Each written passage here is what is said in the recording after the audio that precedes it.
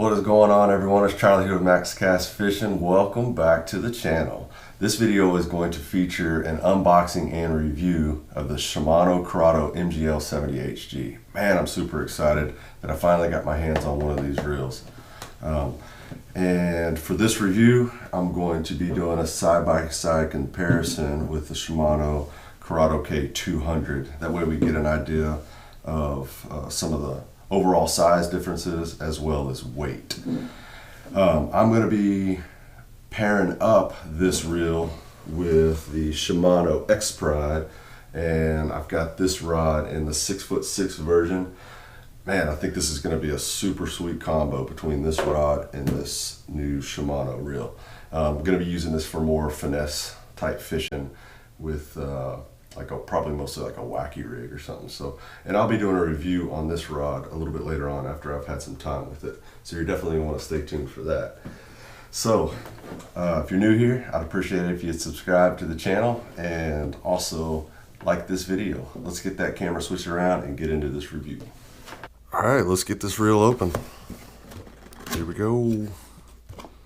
What is in the box? You get the manuals. And it looks like a schematic of all the components. And of course, the most important thing, get a little bit of reel oil.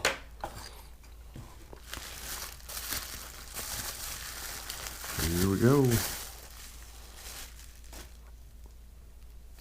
Oh yeah, listen to that. Super smooth. Oh yeah, this is nice. Super light feeling. Definitely is already noticeably lighter than the Curado K200. So some of the features with this is it's got the MGL spool, and it's supposed to be a lighter spool. Shimano says it requires less startup energy due to decreased inertia. And that's supposed to result in longer casts with reduced effort. So I'm all about that. That means you're gonna be able to fish out there longer and not get fatigued. I got this particular reel in the 7/4 gear ratio, and this does have the micro module gearing, which Shimano is well known for having super smooth, good gearing in their reels. So here is the 200. So let's do some weights on these. Let's start off with weights. All right, let's start off with getting some weights on this. Shimano says that this is 6.9 ounces. So let's take a look and see. And we are at 6.91. So that's consistent.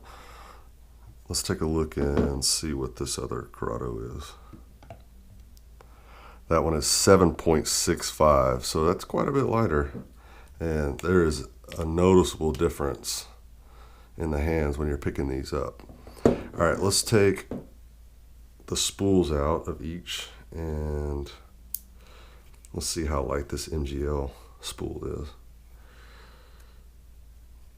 Oh, come on. There we go.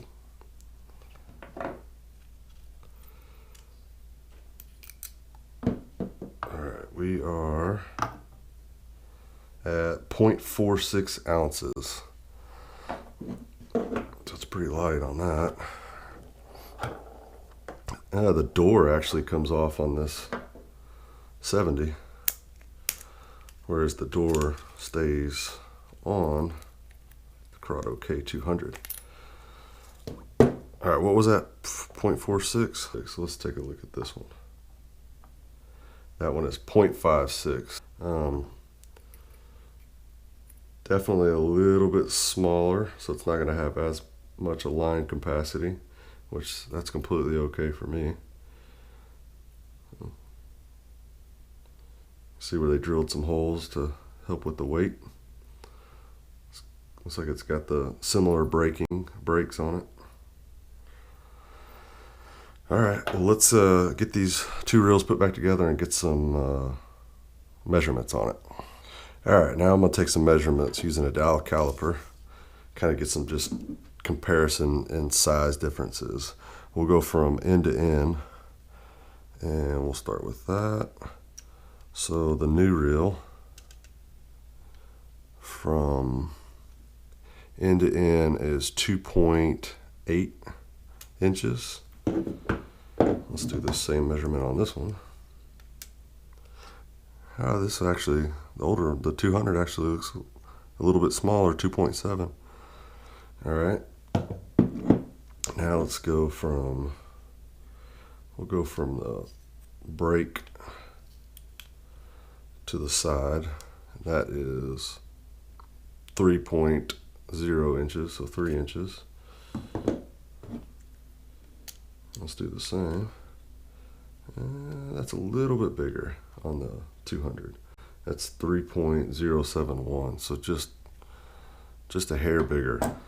So it seems like they're relatively the same size, pretty consistent, but the weight is the key factor here, and that is a noticeable difference. All right, so there is the initial overview and some weight measurements on the new Curado MGL 70. Man, right out of the box and in my hands, this thing feels great. Man, I'm excited to get this thing spooled up, get it on the rod, and go do some fishing with it. Clutch bar feels good. It's got a positive click. It does have a brake control dial here, so you can adjust that depending on the lure weight that you have. And what else can I say about this? Man, feels good. Excited to get that.